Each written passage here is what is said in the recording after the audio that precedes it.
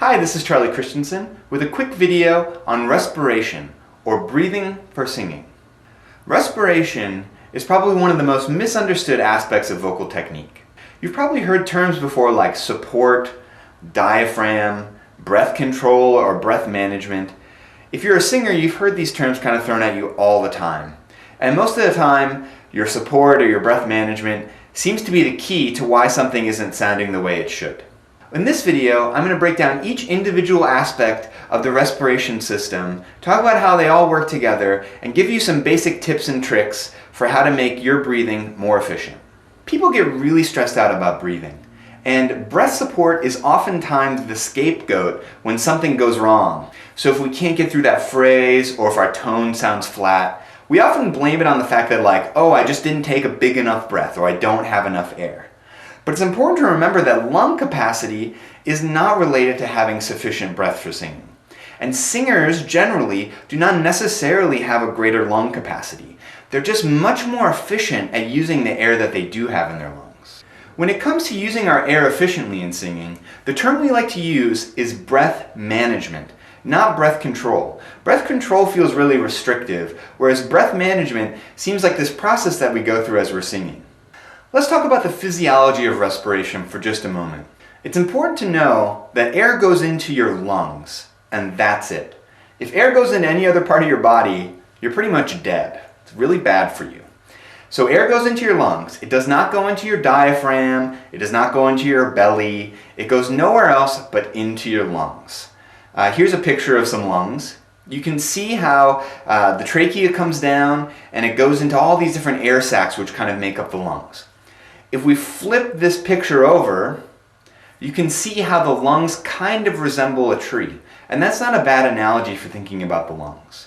Lungs are organs, and they can't move on their own. They're not a muscle. Expansion of the chest or abdomen upon inhalation causes air to rush into the lungs by creating a partial vacuum.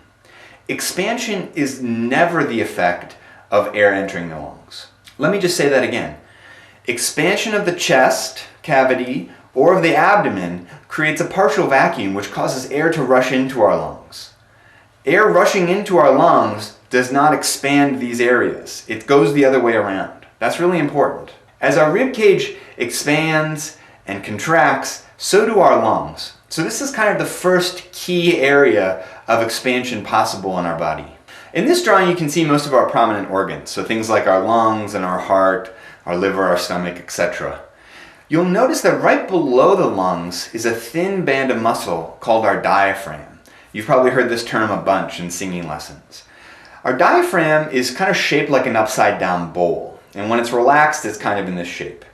When our diaphragm engages, it flattens out, which, as our rib cage is connected to each side of it, kind of expands our rib cage to the side. If you can imagine, here are our ribs. As this flattens out, our rib cage expands on both sides. This also pushes down our viscera, which is down here, it's kind of our digestive organs. As that pushes down, because our viscera can't go further than our hips and can't go back because of our spine, what it does is it pushes our viscera forward as the diaphragm flattens out. So this kind of looks like this. There are two different muscles that are working here. To push out my viscera, my diaphragm is flattening, and to kind of smush it all back in, my abdomen muscles are contracting and kind of pulling it back in. Here's another great picture of your diaphragm, and here you can really see the fibers of all the muscles and how it's connected to your rib cage, and in the back it's connected to your spine.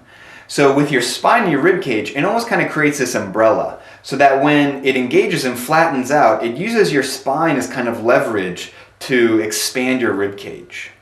This is a picture from the side which shows your diaphragm engaged and unengaged. You'll notice in the picture where the diaphragm is engaged, there's much more volume in the lungs. So when the diaphragm flattens out, it also pulls down the lungs, which gives them more space to expand with air.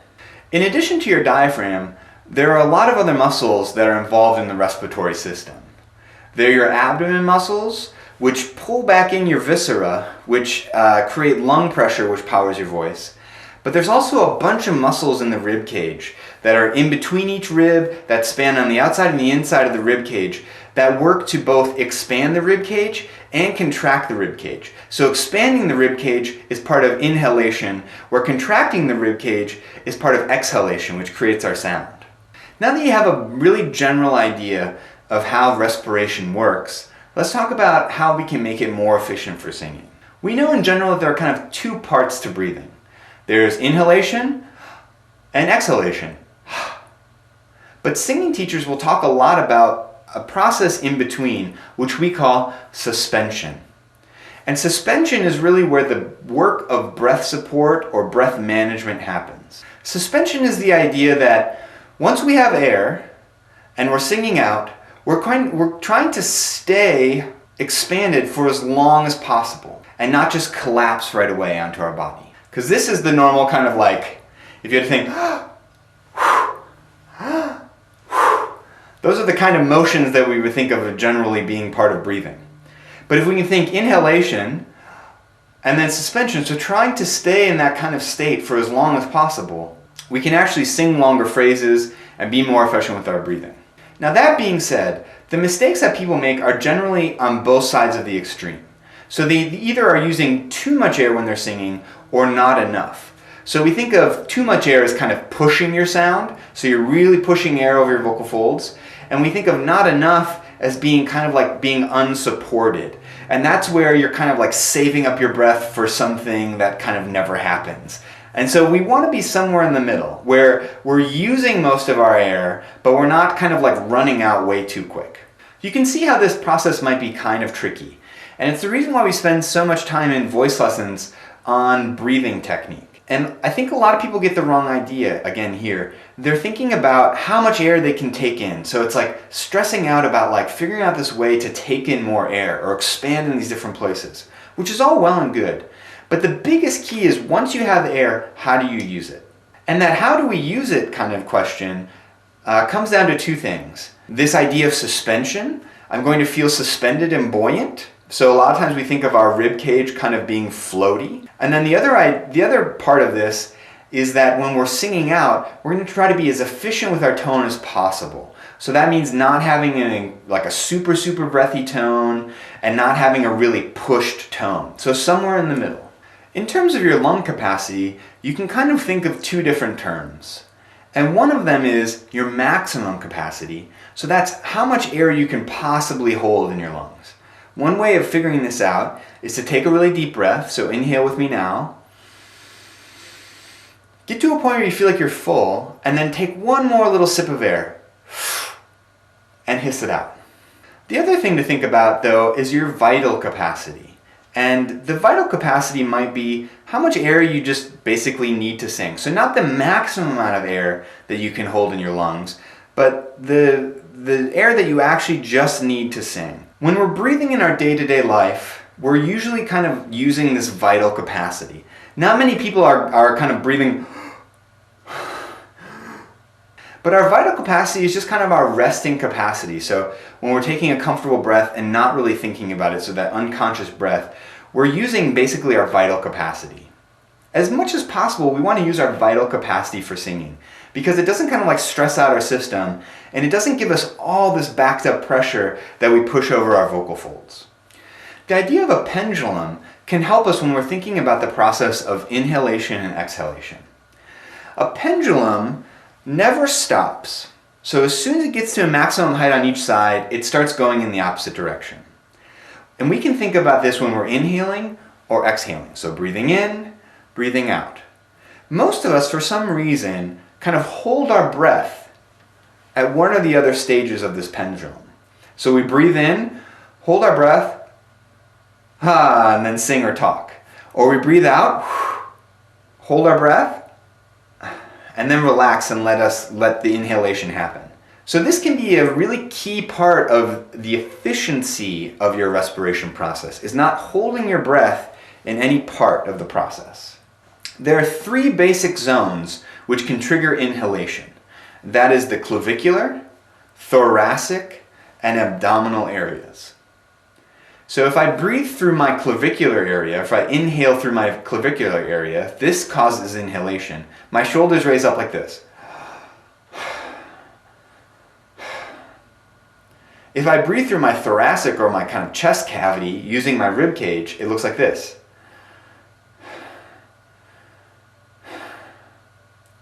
If I breathe abdominally or using my diaphragm, it looks like this.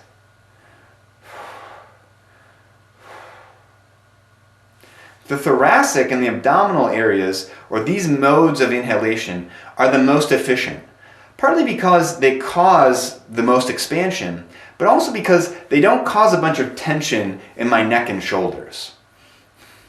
This is also a very shallow way of breathing, partly because, like I said, it doesn't cause that much expansion. So when we're breathing efficiently for singing, we want to use a combination of expanding our rib cage and expanding lower, so using our diaphragm to expand our lungs lower. Generally speaking, when I'm thinking about breathing for singing, I'm thinking about inhalation being almost instantaneous and without much effort. And I think of the idea of suspension, so the part where we're actually singing, kind of being the place where we're putting in the most amount of effort. So this is really where we're managing how much breath we have to get through a phrase. One way that I think about inhalation is, like I said, it should just be a second. So try this trick. If you put your hand kind of like you're about to karate chop someone, you put this in front of your mouth. When you breathe in, you should have a very low pitch like this. What this low pitch means is that in your mouth, in your pharynx, in your larynx, it's pretty wide open. So you get that kind of low tone. And with that being open, air is allowed to kind of go into the vacuum that is your lungs relatively easily and quickly. If you make a high pitch sound like this, it means that these areas are relatively small, which is going to take more time for your lungs to kind of fill up with air. It's going to take longer for that air to go into your lungs. So if you just breathe in with a low pitch a few times, try to have it happen as quickly as possible. You can start to take your hand away as you're breathing in. So you'll notice for me, it doesn't take much time. It's like almost less than a second that it takes for me to kind of get to that vital capacity of air. A lot of us do this kind of like vacuum cleaner breathing in. And I think the reason why we do this is because we like to have this sensation of this coolness in our throat and the sound that it makes. So it really kind of proves to us that we're trying really hard or that we're breathing really deeply. But you don't need this to get to that vital capacity that it takes to do all the singing you need to do. So practice having a quick, silent breath. You hiss out, sss, sss, sss, sss, sss. And as soon as I'm done exhaling, as soon as I'm done creating that pressure, as soon as I relax, my lungs fill up with air again. Try it a few times and talk to your private teacher, and good luck with breathing. Thanks for watching.